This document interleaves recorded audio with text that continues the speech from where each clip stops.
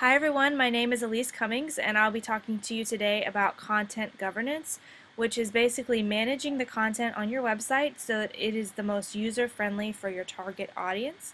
I'll be talking today about how this pertains to college and university websites.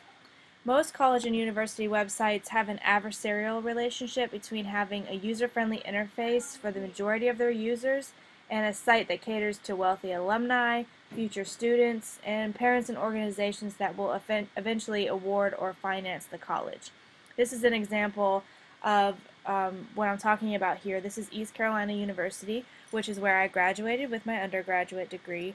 And on the front page, you've got right here to the far left, it's an award-winning student, and they've got the news, which is right on the home page, and then you've got a slideshow that has a lot of elements that most of the users aren't really going to care about.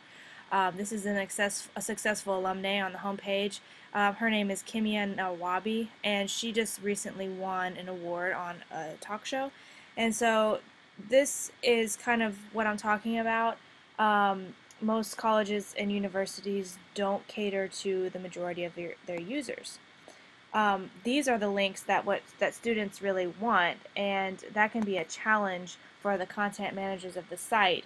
Links like email, connecting with others via Facebook, Twitter, YouTube, or finding contact information for professors or other students, which these are all on the homepage of East Carolina's website, but they're not as prominent. So this is kind of how we get here to a fight between these two relationships with college and university sites. This is kind of a humorous way of showing how most sites pretty much cater to the people that aren't their target audience, which are usually undergraduate students. And so I've kind of drawn arrows here. The promotions for campus events is on the homepage of ECU's website, obviously the alumni and the news, which I just showed you, and a campus slideshow, which are all nice elements, but they're not necessarily the best elements for their target audience. So content governance has 3 steps, and I'm going to start here with step 1. Content is not necessarily the most important thing, but the context that houses the content. If you put a story about an award-winning alumnus on your homepage that is well written and thoroughly researched, but your website is catering to a bunch of 18 to 25-year-olds, then your story is really out of place. And so step 1 is basically dealing with the request phase. And this phase is asking a few questions. First of all, who owns the content? Who is going to be updating this content? For example, on college and university sites, there are several pages for different divisions of the institution, like the Department of Music or Student Affairs, and they have different content. So who is going to be owning that content? And then what's the purpose of the content?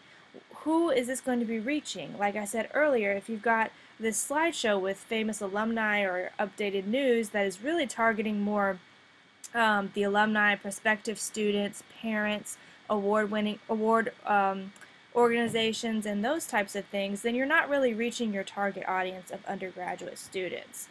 Again, who will update the content, and will it be successful?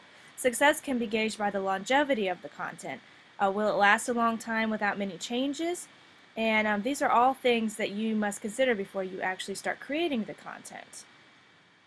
Here's ECU's homepage again, and asking all of the questions that I just said in the request phase.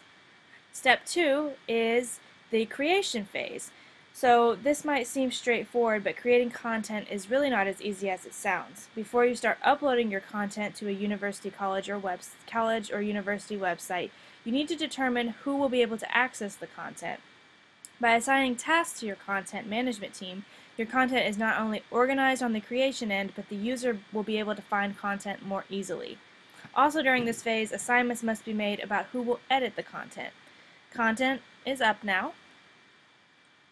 Who will be able to access it and edit it? Which leads us to step 3, which is the management phase of content governance. This deals with who will manage the content long term. How often will it be updated, deleted, and edited? And this step is really crucially important to the upkeep of sites especially college and university sites where things can change. You can update your admission policies, you can update, obviously your news and different things. You can do a new user interface, but the management phase for most of the content on your site is done about every 3 to 4 months. So by following these steps in content management, college and university sites may be able to balance the needs of the majority of their users and who they and you, the person who's creating the content and managing the content, really want to target. Thanks for listening to my content governance presentation. I hope that this is helpful as you upkeep your college and university site.